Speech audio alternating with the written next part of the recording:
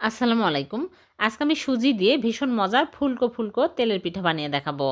খুবই মজার। প্রথমে একটা বোলের মধ্যে নিয়ে নিচ্ছি আটা ১ কাপ, সুজি 1/2 কাপ, চিনি 1/2 কাপ, স্বাদমতো লবণ দিয়ে ভালো করে মিক্স করে নিব। তারপরে হালকা কুসুম গরম পানি 1 কাপ দিয়ে ভালো করে মিক্স করে নিচ্ছি।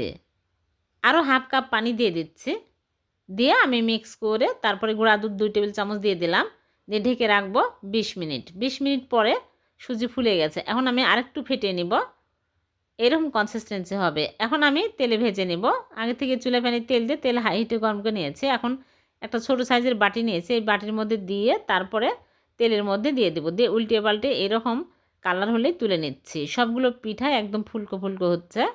এরকম করে ছোট সাইজের বাটি নেবেন, তাহলে দেখবেন অনেক সুন্দরভাবে পিঠাগুলো হবে আর সবগুলো পিঠা এক সমান হবে আর অনেক সুন্দর ফুলকো হচ্ছে। সবগুলো পিঠা আমি ভেজে তুলে নিলাম। হয়ে গেল খুবই সহজ পদ্ধতিতে তেলের পিঠা। ভালো লাগলে লাইক, কমেন্ট, শেয়ার করে দেবেন। আল্লাহ হাফেজ।